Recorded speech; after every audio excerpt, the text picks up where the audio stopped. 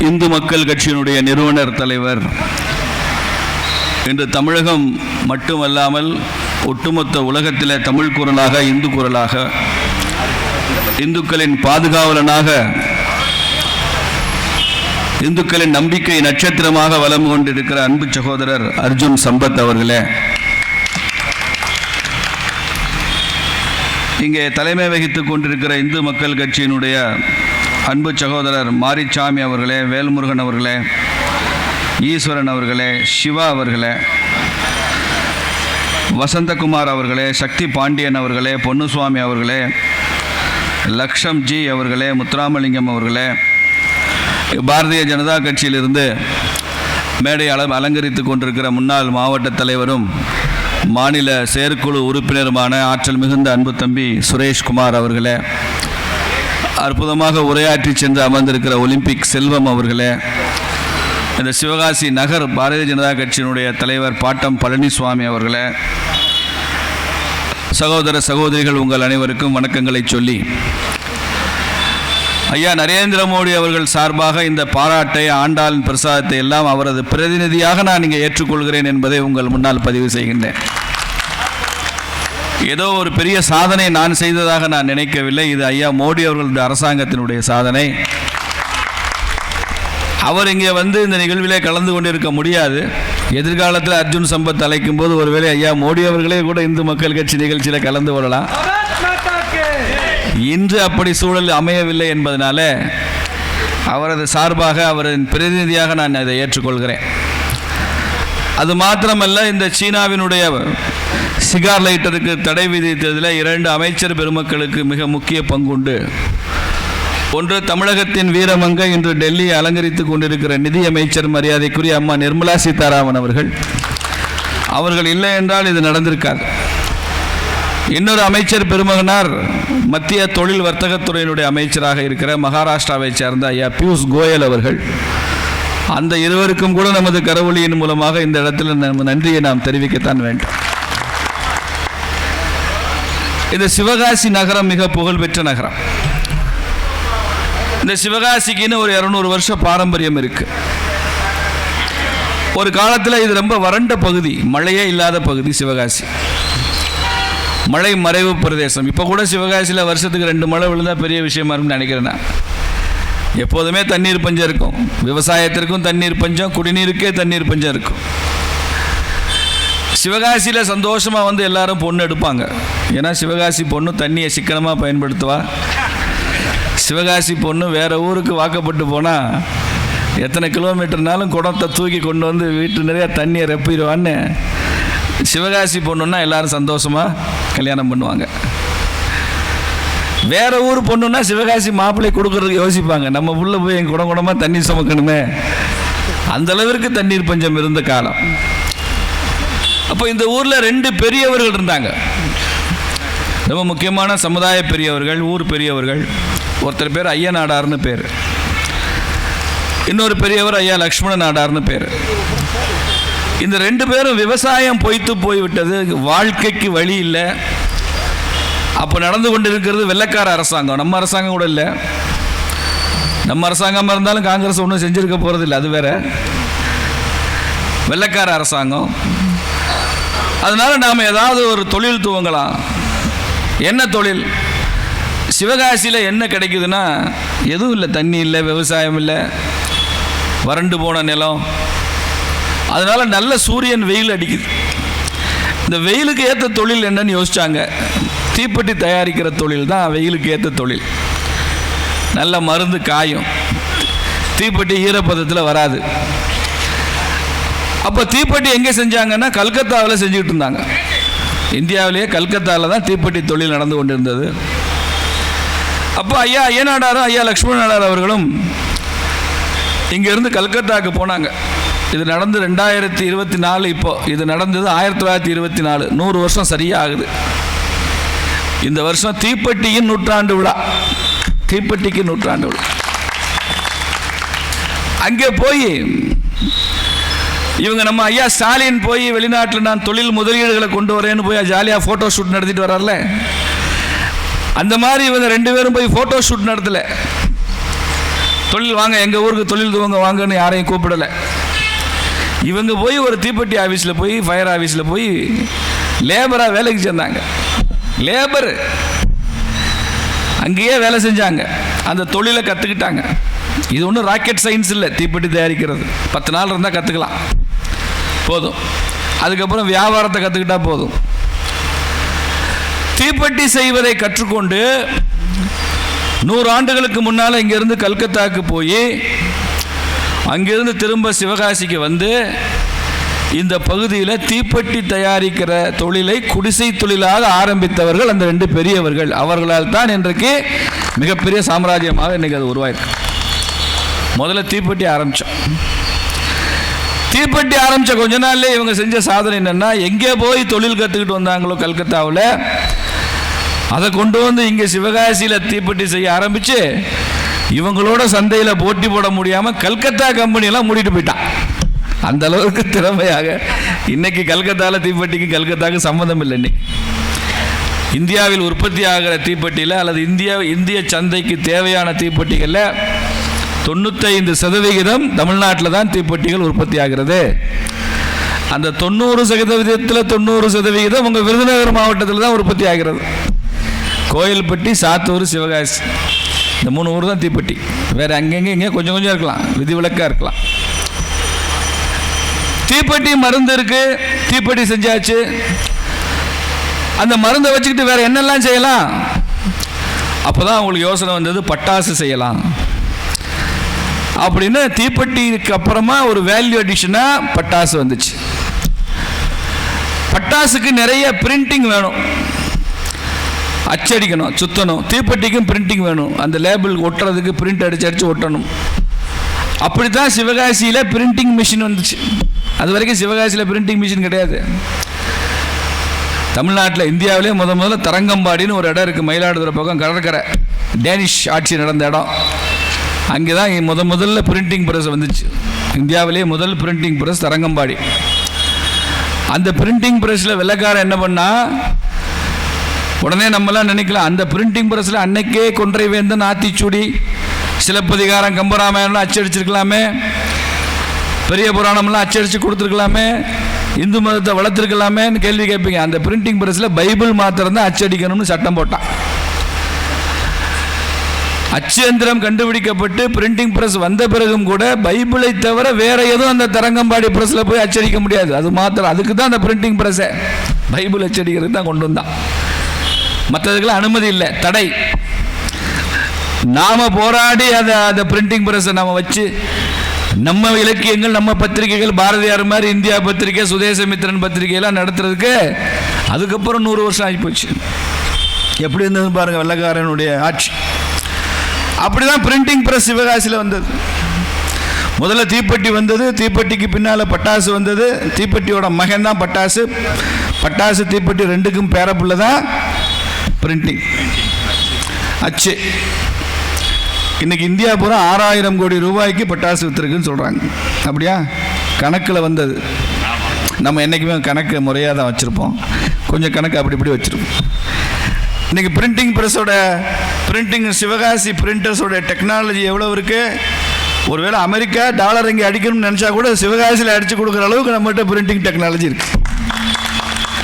நாசிக்கில் இனிமேல் India note அடிக்க வேணாம், சிவகாசியில் அடிச்சுக்கலான்னு சொல்கிற அளவுக்கு சிவகாசியில் நம்மளுடைய பிரிண்டிங் டெக்னாலஜி. அரசாங்கங்கள் நினச்சா நம்ம ஆர்டர் கொடுக்க நினச்சா கொடுத்தா விரும்பலாம். ட்ரம்ப் ஒருவேளை நினச்சாருன்னா டாலரை நீங்கள் அடித்து கொடுங்க சீப்பா அப்படின்னா, அந்தளவுக்கு நம்மகிட்ட டெக்னாலஜி இருக்குது. அடுத்த தலைமுறை வளர்ந்துருக்கோம். இதையெல்லாம் செய்தது அரசாங்கம் இல்லை. இதுதான் முக்கியமான விஷயம். இவ்வளவு பேர் தொழில் வளர்ந்தது, தொழில் கொடுத்தது, பொருளாதாரத்தினுடைய உச்சத்துக்கு போனது. இது ஒரு ஏற்றுமதி வணிகமாக மாற்றியது. இன்னைக்கு சிவகாசியை ஒரு 2-3000 கோடி ஏற்றுமதி செய்கிற ஒரு தொழில் நகரமாக மாற்றியது. இதற்கெல்லாம் காரணம் அரசாங்கம் இல்லை. தீப்பெட்டி செய்கிறது எப்படின்னு அரசாங்கம் எந்த ஐடிஐலையோ பாலிடெக்னிக்லையோ இன்ஜினியரிங் காலேஜ்லையோ சொல்லி தருவதில்லை. பட்டாசு டெக்னாலஜி, பைரஸ் டெக்னாலஜினா என்னன்னு இந்தியாவில் எங்கேயுமே கோர்ஸ் இல்லை. இதையெல்லாம் சாதாரண மக்கள் அவர்களுக்கு தெரிந்த அனுபவ அறிவின் மூலமாக கற்றுக்கொண்டு பட்டாசு எப்படி உற்பத்தி செய்வது என்று எந்த இன்ஜினியரிங் காலேஜும் பாலிடெக்னிக்கும் கற்றுக் கொடுக்காவிட்டால் கூட பட்டாசை உற்பத்தி செய்து அந்த லாபத்தில் பாலிடெக்னிக்கும் பொறியியல் கல்லூரியும் நடத்தியவர்கள் சிவகாசி மக்கள். காலேஜ் சொல்லி கொடுக்கல. மற்ற நாடுகளுடைய அனுபவம் எப்படி தெரியுமா? பள்ளிக்கூடங்களும் கல்லூரிகளும் பாலிடெக்னிக்ஸும் இன்ஜினியரிங் காலேஜும் அந்த பகுதியில் தொழிலை வளர்க்கும். அவங்க வந்ததுக்கு அப்புறம் தான் ஒரு ட்ரேடு வளரும், ஒரு தொழில் வளரும், ஏற்றுமதி கூடும், வேலை வாய்ப்புகள் உருவாகும். நம்ம நாட்டில் இந்தியாவில் நம்ம அனுபவம் என்ன தெரியுமா? தொழில் வளர்ந்துடும், படிக்காதவன் தொழிலை வளர்த்துருவான். படிக்காதவன் முதலாளியாக இருப்பான், படித்தவன் பூரா அவன்கிட்ட வேலை செய்வான், சம்பளம் வாங்குவான். சம்பளம் வாங்கினா அவன் படித்தவன் அர்த்தம், சம்பளம் கொடுத்தா அவன் முதலாளின்னு அர்த்தம். அவங்க சேர்ந்து கல்வி நிறுவனம் நடத்தி எல்லாரையும் படிக்க வைப்பாங்க. கல்வி இங்கே தொழிலை உருவாக்கவில்லை, இந்தியாவில் தொழில் தான் கல்வியை உருவாக்கியது. அப்படிதான் சிவகாசியும் ஆச்சு. சிவகாசியில் கல்வி வந்தது அதுதான். இப்படி ஒரு பெரிய தொழில் சாம்ராஜ்யம் உருவாகும் போது, இந்த பட்டாசுக்கு பின்னால் தீபாவளி இருக்கும்போது, தீபாவளி ஒரு பெரிய இந்து பண்டிகையாக இருக்கும்போது, அது எல்லா மக்களையும் கவர்ந்திழுக்கிற சக்தி இந்த தீபாவளிக்கு இருக்கிறப்போ இதை ஒழிச்சிடணும்னு நினைக்கிறேன். தீபாவளிக்கு மாத்திரம் தமிழ்நாட்டில் மாத்திரம் 60,000 கோடி ரூபாய்க்கு சேல்ஸ் ஆகுது. தீபாவளி சேல்ஸ் 10 நாளில் 365 நாளில் நடக்கிற பிஸ்னஸை விட இந்த 10-15 நாள் தீபாவளி விற்பனை 60,000 கோடி. பாருங்க, அப்போ எங்கே இருக்குது தீபாவளி உற்சாகம்?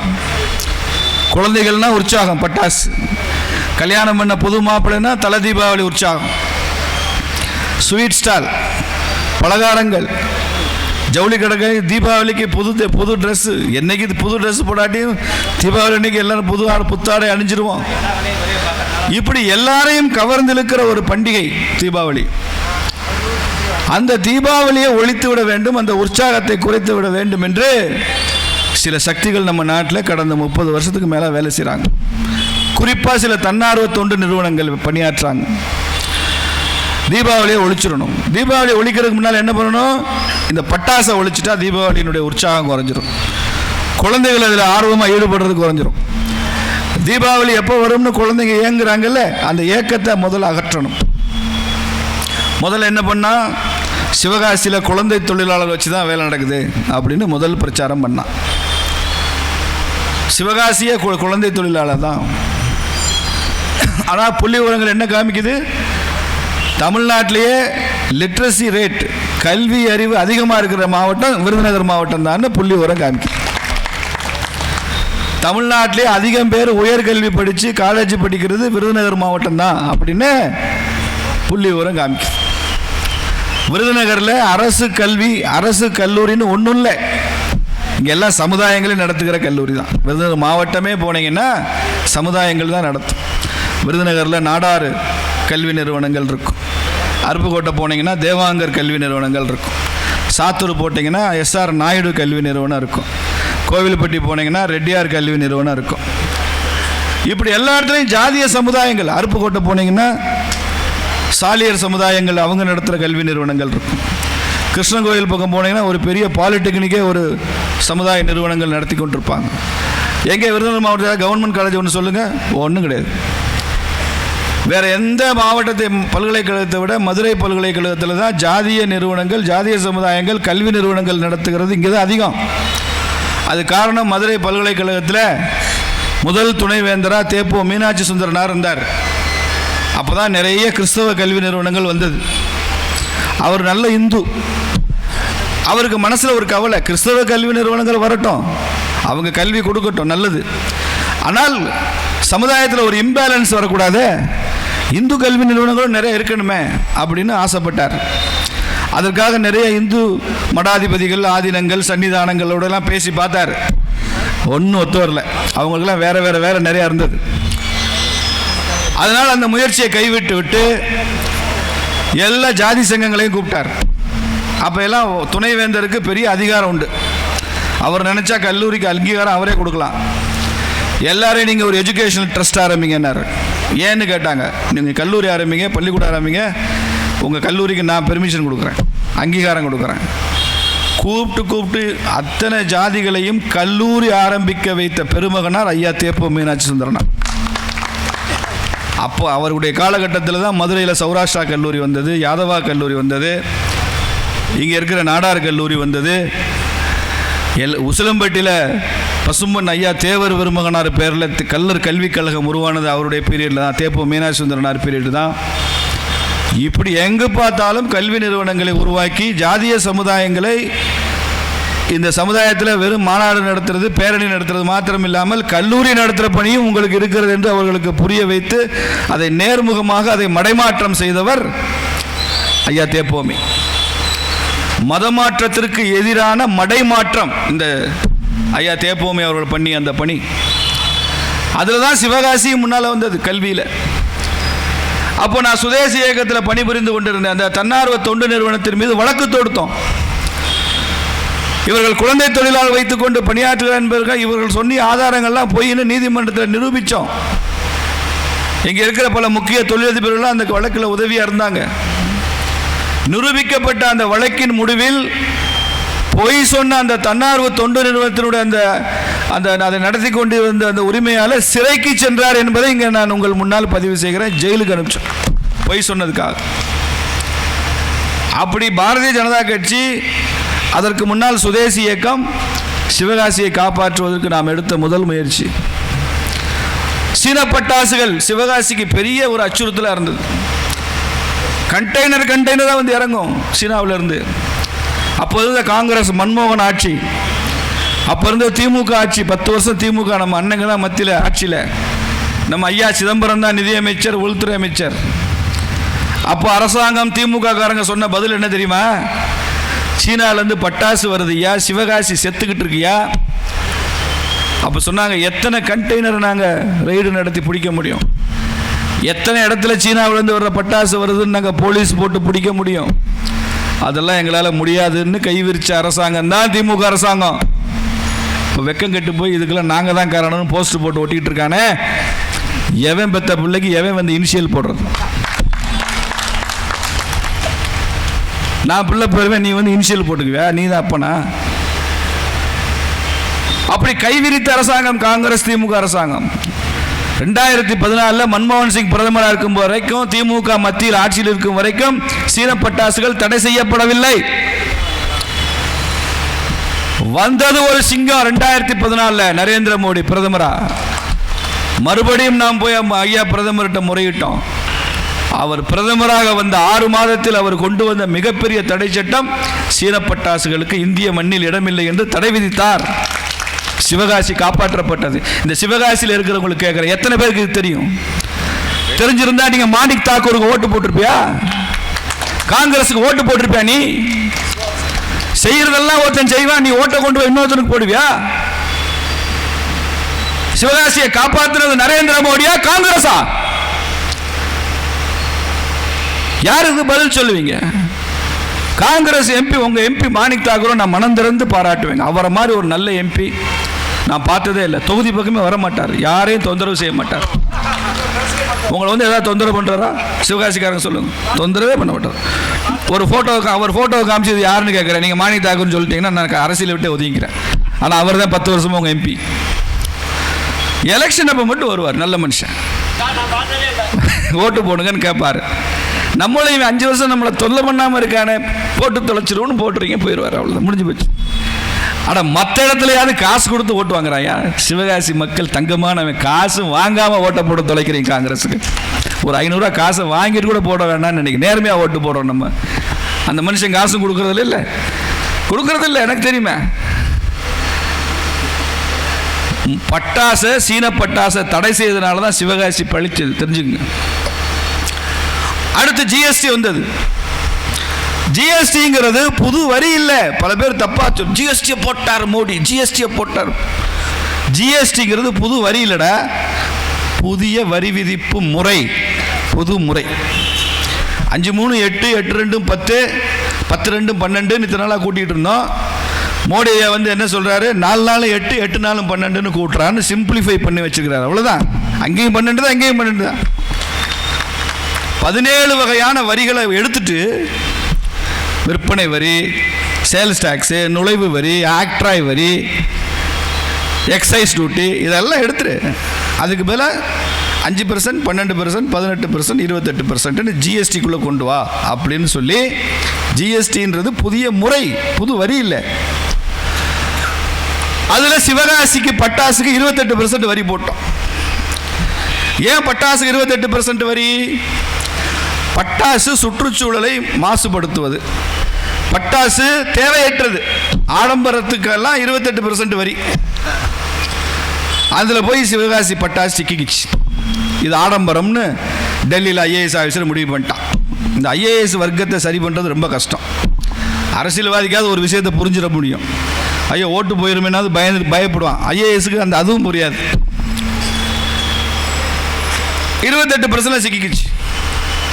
மறுபடியும் நாங்கள் பிஜேபியிலேருந்து தான் போனோம். நான் தான் கூட்டிகிட்டு போனேன் எல்லாரையும். ஐயா அருண்ஜேட்லி அப்போது நிதியமைச்சராக இருந்தார். அவரை போய் பார்த்தோம், எல்லாம் எடுத்து சொன்னோம். அருண்ஜேட்லி அவர்களை கன்வின்ஸ் பண்ணுறது, அவரை திருப்திப்படுத்துறது, புரிய வச்சு அவரை ஒத்துக்க வைக்கிறது ரொம்ப கஷ்டம். இந்திய அரசியல்லையே அருண்ஜேட்லியை கன்வின்ஸ் பண்ணுறது ஒரே ஒருத்தரால் தான் முடியும். யாரால் முடியும்? அருண்ஜேட்லினால தான் முடியும். அவரை கன்வின்ஸ் பண்ணுறதுக்கு யாரால் முடியும்? அவரால் தான் முடியும். அவராக கன்வின்ஸ் ஆனாலும் உண்டு. பிரைம் மினிஸ்டர் சொன்னால் கூட கன்வின்ஸ் ஆக மாட்டார். ஏன்னா அவர்கிட்ட அவ்வளோ பாயிண்ட்ஸ் வச்சுருக்கோம். சும்மா மொட்டையா இல்லை, அவ்வளோ விவரஸ்தர். ஆனாலும் சிவகாசியை சொல்லி, பட்டாசை சொல்லி, பண்டிகையை சொல்லி, தீபாவளியை சொல்லி, இது என்னன்ற அதிகாரிகளுக்கு புரியவில்லை. நமக்கு அரசாங்கம் இதை எடுத்து செய்யணும்னு சொல்லி 28% அதிகாரிகளால் விதிக்கப்பட்டிருந்த ஜிஎஸ்டி வரியை 18% மாற்றியது தமிழக பாரதிய ஜனதா கட்சி. அதில் எனக்கும் ரொம்ப பெரிய மகிழ்ச்சி உண்டு. ஏன்னா இதை முன்னின்று நடத்தி எடுத்து சென்று அப்போது வர்த்தக அமைச்சராக இருந்த அம்மா நிர்மலா சீதாராமன் அவர்கள் மூலமாக இது நிதியமைச்சருக்கு எடுத்து சென்று, அவர்கள் ஏதோ சிவகாசியினுடைய வழக்கறிஞர் மாதிரி அம்மையார் வாதாடின காட்சியை நானே பார்த்தேன். உங்களுக்கு ஃபீஸ் இல்லாத ஒரு அட்வொகேட்டாக அவங்க வாதாடினாங்க சிவகாசி மக்களுக்காக. நிதியமைச்சர் நிர்மலா சீதாராமன் அவர்கள் வாதாடினாங்க. 18% ஆச்சு. மறுபடியும் தொழில் காப்பாற்றப்பட்டது. அப்புறம் அரசாங்கம் சென்ட்ரல் சேஃப்டி ஆக்ட்னு ஒன்று கொண்டு வந்தான். பட்டாசு கடை எப்படி நடத்தணும்னு ஒரு ஆக்ட். அந்த ஆக்ட் ஏன் வந்துச்சுன்னா, இங்கே ஒரு பட்டாசு விபத்து நடந்து கொஞ்சம் பேர் செத்து போடணுன்னே அந்த வழக்கை நீதிமன்றம் தானே முன் வந்து வழக்காக எடுத்து அரசாங்கத்தினுடைய அதிகாரிகளுக்கு நோட்டீஸ் கொடுத்து நீதிமன்றம் இவர்களுக்கு விபத்தில்லாமல் கடை நடத்துவது எப்படின்னு வழிகாட்டு நெறிமுறைகளை கொடுங்க அப்படின்னு சொல்லி ஒரு 6 கண்டிஷன் போட்டு கொடுத்தான் சென்ட்ரல் கவர்மெண்ட்டு. அந்த 6 கவர்மெண்ட், சென்ட்ரல் கவர்மெண்ட் சொன்னதுபடி நீங்கள் பட்டாசு கடையை, விற்பனை கடையை நீங்கள் நடத்துனீங்கன்னா ஒரு விபத்து கூட நடக்காது. அந்த அளவுக்கு ரொம்ப நல்ல ஒரு கட்டுப்பாடு, விதி அற்புதமாக போட்டிருந்தான். அந்த 6 கண்டிஷன் அற்புதமாக இருக்குது. ஒரு ஆக்சிடென்ட் நடக்காது. ஆனால் ஒரு பட்டாசு கூட விற்க முடியாது. அவன் என்ன சொல்கிறான்? பட்டாசு கடை 2 பக்கமும் வாசல் இருக்கணுங்கிறான். முன்னாலே வாசல், பின்னாலே வாசல். இந்த பக்கம் 10 அடிக்கு இடைவெளி இருக்கணுன்றான், இந்த பக்கம் 10 அடிக்கு இடைவெளி இருக்கணுன்றான். கீழே இருந்து பார்த்தா வானம் தெரியக்கூடாதுன்றான், மேலேருந்து பார்த்தா பூமி தெரியக்கூடாதுன்றான். கஸ்டமர்லாம், ஒரு கஸ்டமர் வந்துட்டு போனதுக்கப்புறம் 15 நிமிஷம் கழிச்சு தான் இன்னொரு கஸ்டமர். அந்த 6 கண்டிஷனை படிச்சிங்கன்னா நீங்கள் கடை வச்சு அந்த அந்த அந்த விதிமுறையின்படி ஒரு கடை வச்சு உட்காந்திங்கன்னா நீங்களும் உங்கள் வீட்டுக்காரமாக உட்காந்து ஓட்டிக்கிட்டே உட்காந்துருக்கலாம். இதை அரசாங்கத்திற்கு மறுபடியும் எடுத்து போய் நீதிமன்றத்தில் இது அரசாங்கமே அஃபிடவிட் கொடுத்து இதன்படியாக செய்ய முடியாது, இதில் ரிலாக்ஸேஷன் வேணும்னு கேட்டு நீதியரசரும் அதை தளர்த்தி அதை செய்து கொடுத்தார். பட்டாசு விற்பனை காப்பாற்றப்பட்டது. இதை செய்ததும் பாரதிய ஜனதா கட்சி. இப்போ 3 குழந்தைகள், ஒரு குழந்தைக்கு 6 மாதம், ஒரு குழந்தைக்கு 1 வயசு, இன்னொரு குழந்தைக்கு 2 வயசு. இந்த 3 குழந்தைங்க சுப்ரீம் கோர்ட்டில் கேஸ் போட்டிருக்குங்க. எப்படி? 6 மாத குழந்தை, அதுக்கு வழக்கறிஞர் போட்டிருக்கார் கேஸ். பட்டாசு எங்களை பாதிக்கிறது, குழந்தைகளை பாதிக்கிறது, எங்கள் நுரையீரலை பாதிக்குது, எங்கள் ரெஸ்பிரேட்டரி ஆர்கன்ஸ் எல்லாம் பாதிக்குது. பட்டாசு சத்தம் கேட்டு எங்கள் செவிப்பறை கிழிகிறது, குழந்தைகளுக்கு டம் டம்னு சத்தம் கேட்குது. அதனால் தீபாவளிக்கு பட்டாசை ஒழிச்சிடணும். குழந்தைகளை அஃபிடவிட் நீதிமன்றம் ஏற்றுக்கொண்டது.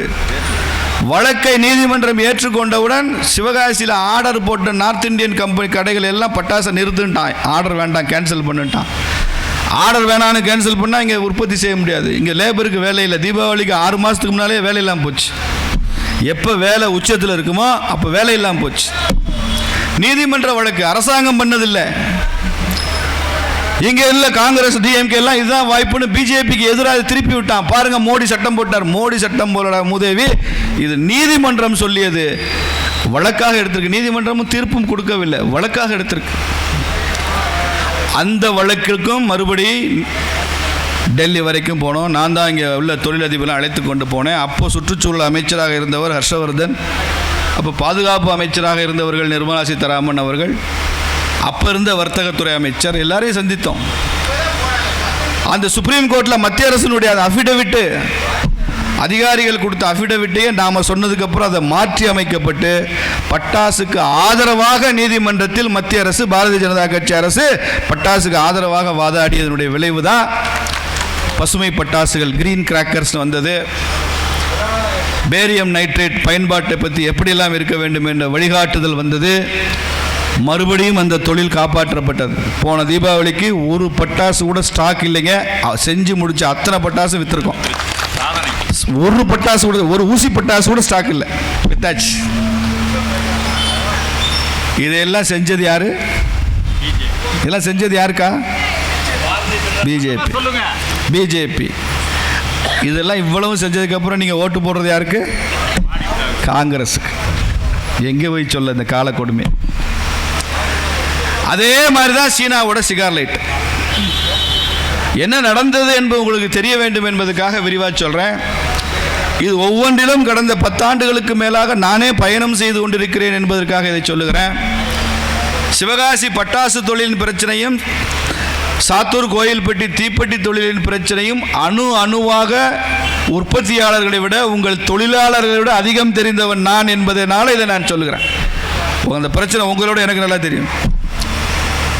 ஒரு சிகார் லைட்டு 5 ரூபா 7 ரூபா தான். அப்படி டக்குன்னு அடித்தா ஃபேன்சியாக பத்தும்.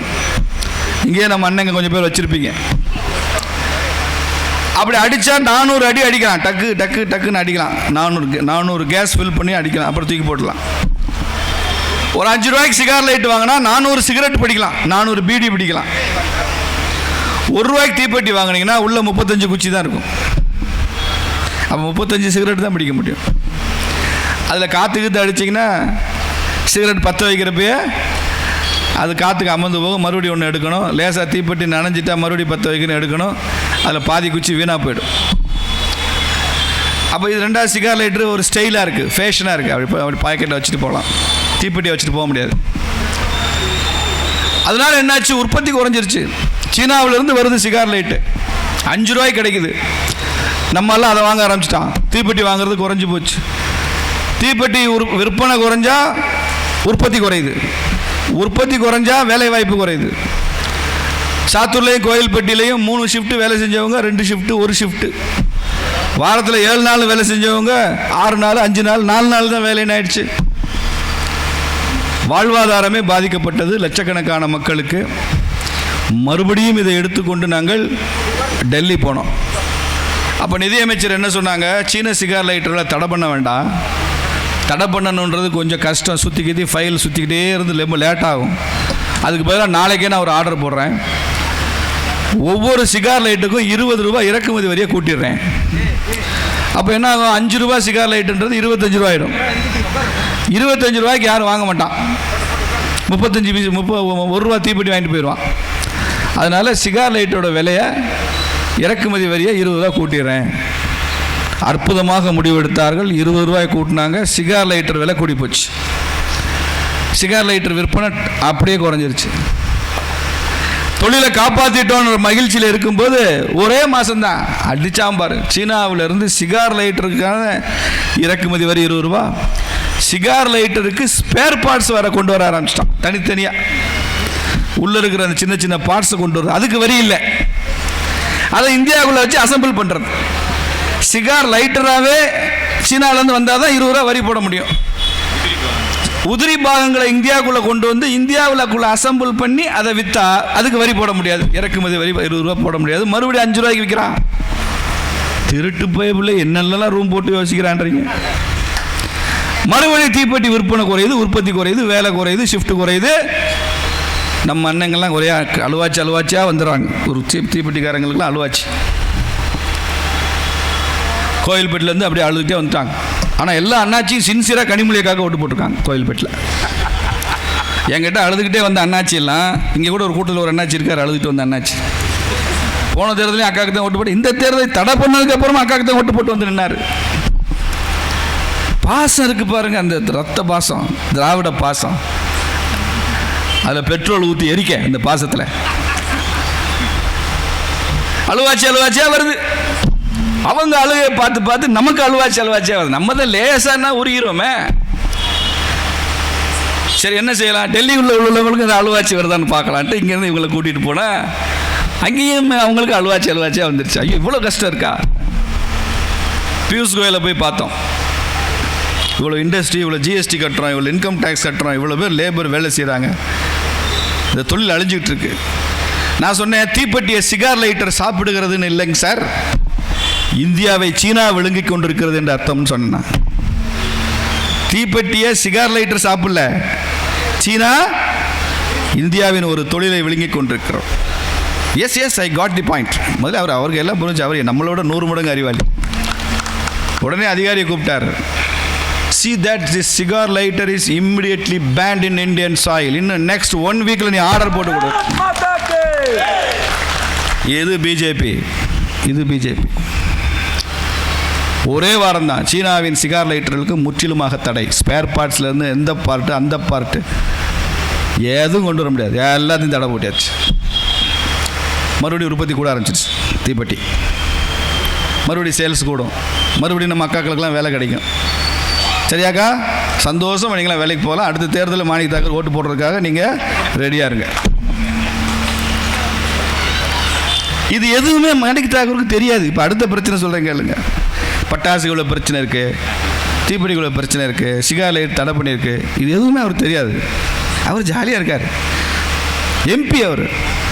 ஒரு சினிமாவில் ஒரு வீட்டில் என்னென்னமோ நடக்கும், ஒரு ஆள் உட்காந்து மிச்சர் தின்ட்டே இருப்பான் பார்த்தீங்களா, அந்த வீட்டில் என்னென்னமோ நடந்துகிட்டு இருக்கும். இது யாராவே, இவன் தாங்க அப்ப, என்னடா இப்படி மிச்சர் தின்னுட்டு இருக்கேன், மிச்சர் பார்ட்டி.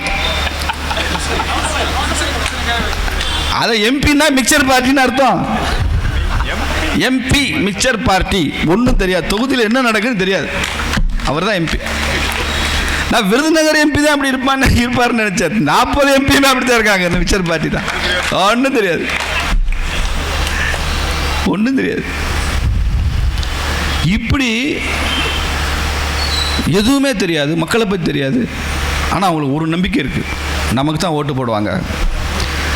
அதை தாண்டி ஓட்டு போட லேசாக தயக்கங்க காமிச்சா, ஒரு 500 ரூபாய் நீட்டினா அப்படி ஆட்டினா அக்கா நமக்கு தான் ஓட்டு போடும், பாட்டி நமக்கு தான் ஓட்டு போடும்னு தெளிவாக இருக்காங்க. இந்த பிஜேபிக்காரங்க நமக்கு தொழில் கொடுப்பான், வேலை வாய்ப்பு கொடுப்பான், நாம் அழுவாச்சா அழுதா அவனும் நமக்காக அழுவான், நாம் சிரித்தா அவனும் சிரிப்பான். ஆனால் இந்த பயவிலைகளால் நமக்கு 500 ரூபா வராது. 500 ரூபா தான் வாழ்க்கையில் வேறு எதை விடவும் முக்கியம் என்று நினைக்கிற ஒரு திருக்கூட்டம் வசிப்பது இந்த தமிழகத்தில் மட்டும்தான். வேறு எதை விட 500 ரூபா முக்கியம் எனக்கு. சிவகாசியில் கோயிலன் எக்ஸ்பிரஸ் நிற்கலைங்க, கொரோனா நேரத்தில் அப்படி ஸ்டாப் பண்ணிட்டான் கோயிலன் எக்ஸ்பிரஸ். அது என்ன செய்யும், இங்கேருந்து போகிறப்ப நிற்கும், சென்னையிலேருந்து திரும்பி வரும்போது நிற்காது. அதிகாரிகள் இந்த மாதிரி பண்ணிவிட்டாங்க. ஒரு எம்பி என்ன செய்யணும், டெல்லியில் போய் ரயில்வே மினிஸ்டர் போய் பார்த்து, என்னங்க போகிறப்ப நிற்கிது வர்றப்போ நிற்க மாட்டேங்குது, சிவகாசி கார்பரேஷன் பெரிய தொழில் நகரம், அங்கே அந்த ட்ரெயின் நிற்கலைன்னா நாங்கள் எங்கே போய் இறங்கி வர்றது. டெல்லியில் ரயில்வே மினிஸ்டர் போய் பார்த்தா 5 நிமிஷம் வேலை முடிஞ்சிடும். 5 நிமிஷம் முடிய வேண்டிய வேலை. இவர் என்ன பண்ணார் தெரியுமா, உங்கள் எம்பி, சிவகாசியில் நான் ரயில் மறியல் செய்வேன் ட்ராக்கில் உட்காந்துட்டார். அவருக்கு deeply inspired by Karunanidhi, Kallakudi போராட்டம். அது மாதிரி சிவகாசியில் ரயில் மறியல். சிவகாசிக்கு ட்ரெயினே 2 ட்ரெயின் தான் வருதான், அது சாயங்காலம் 5 மணிக்கு மேலே 9 மணிக்கு ட்ரெயினே வராதுன்றான். அப்படிதாப்பா, அந்த ட்ரெயினே வராத 4 மணி நேரத்தில் போய் ரயில் மறியல்னு போய் உட்காந்துருக்கிறார். ஏன் இங்கே கோயிலன் எக்ஸ்பிரஸ் நிற்கணும்னா, அப்புறம் அங்கேருந்து ஏட்டையா அவங்கெல்லாம் காதுக்குள்ளே போய் புத்தி சொல்லி, அட உங்களுக்கு என்னையா டெல்லியில் பேச வேண்டியெல்லாம் இங்கே உட்காந்து பேசிட்டுருக்கீங்க அப்படின்னு சொல்லி ஏட்டையா அறிவுரை சொன்னதுனால ஏட்டையா பேச்சை கேட்டு வெளியில் ட்ராக்கை விட்டு எழுந்திரிச்சு. அது ட்ராக் அசிங்கமாக இருக்கும், ஏன் போகிற வரவெல்லாம் உச்சா இருந்திருப்போம், அதில் போய் உட்காந்துட்டு அசிங்கப்படுத்து எந்திரியா அப்படின்னு. அதுக்கப்புறம் எந்திரிச்சு போயிருக்கார் எம்பி. ஒரு நாள் இரவு ஒரு 7-8 மணி இருக்கும், நிதியமைச்சர் அலுவலகத்திலேருந்து ஆஃபீஸ்லேருந்து ஃபோன் வந்தது. சிவகாசி 11 மணிக்கு 11 மணிக்கு நிதி அமைச்சருடைய அலுவலகத்திலேருந்து ஃபோன் வருது. அந்த ஆஃபீஸ் செக்ரட்டரி பேசுகிறாரு, finance minister wants to talk to you. Yes madam ஒன்றே லைனில் வராங்க. இந்த தீப்பெட்டிக்கு தடை பண்ணுவோமா 20 ரூபா வரி கூட்டுவோமா, ரெண்டில் ஒன்று. அவங்ககிட்ட கேட்டுட்டு உடனே வாங்க, 5 நிமிஷம், நாங்கள் இப்போ எல்லோரும் உட்காந்துருக்கோம், ஆஃபீஸர்ஸ் எல்லாம் டெசிஷன் எடுக்கணும், உடனே வாங்க, 10 நிமிஷத்தில் வாங்க. நிதியமைச்சர் முடிச்சிருக்கிறாங்க ராத்திரி 11 மணிக்கு, ஆஃபீஸே முடிச்சிருக்கு, டெசிஷன் எடுக்கிறதுக்காக உட்காந்துருக்காங்க. நான் 11 மணிக்கு ஃபோன் பண்ணால் சாத்தூர்லேயும் கோயில்பேட்லேயும் ஒரு முதலாளியும் ஃபோன் எடுக்க மாட்டேங்கிறாரு. இவங்கெல்லாம் தூங்கிட்டாங்க. ஏன்னா ஏற்கனவே ஒரு போச்சு இல்லை, ஒன்றும் சோகத்தில் தூங்கிட்டாங்க. அப்புறம் ஒருத்தர் மட்டும் எழுப்பி பிடிச்சி எல்லாரும் எழுப்ப சொல்லி, அதுக்குள்ளே அவங்க 2 தடவை லைனில் வந்துட்டாங்க. என்னாச்சு 10 நிமிஷத்தில் வர சொன்னேன், 20 நிமிஷம் ஆச்சு, அரை மணி நேரம் ஆச்சுன்றாங்க. சொல்லிக்கிளி எல்லாம் பேசி தான் அந்த 20 ரூபா வர வரியை கூட்ட முடிவு பண்ணோம். அப்போ நான் மேடத்திட்ட மேடம் இன்னொரு எக்ஸ்ட்ரா ஒரு துண்டு கோரிக்கை ஒன்று இருக்குது, இன்னொரு எக்ஸ்ட்ரா, அதான் ஏதாவது ஒரு கோரிக்கை வச்சு தானே வருவீங்க, சொல்லுங்கள் என்ன விஷயம். இந்த கோயிலன் எக்ஸ்பிரஸ் மேடம் அது சிவகாசியில் நிற்க மாட்டேங்குது, அந்த ட்ரெயின் நம்பர் இதுதான், உங்களுக்கு வாட்ஸ்அப்பில் அனுப்பிச்சிருக்கேன், அது நிற்கணும்னு ஒரு சின்ன ஆர்டர் பண்ணி. நல்லா அப்படியா சிவகாசியில் நிற்கலையா, பெரிய ஊராட்சி சிவகாசி, அங்கே எப்படி நிற்காம விட்டாங்க, கொரோனா நேரத்தில் ஏதோ ஆஃபீஸர் நிறுத்திட்டார் மேடம். அப்புறம் எங்கள் எம்பி ரயில் மாதிரி எல்லாம் கூட பண்ணி பார்த்தாரு. என்ன உங்கள்கிட்ட அங்கே பார்லிமெண்ட் கேன்டீனில் கூட போண்டா சாப்பிட்டு கூட ஏதோ பேசிகிட்டு இருந்தாராம், நிற்கலன்றாரு. அப்படியா நான் ரயில்வே மினிஸ்டர்கிட்ட பேசுகிறேன். நான் சரி பேசுவாங்கன்னு நடத்துவாங்கன்னு நினச்சேன். 3வது நிமிஷம் நீங்கள் நம்ப மாட்டீங்க, திரும்ப எனக்கு ஃபோன் டெல்லியிலேருந்து, ரயில்வே மினிஸ்டர்கிட்ட பேசிட்டேன், கோயிலன் எக்ஸ்பிரஸ் நிற்கும், நாளைக்கு நோட்டிஃபிகேஷன் வரும்.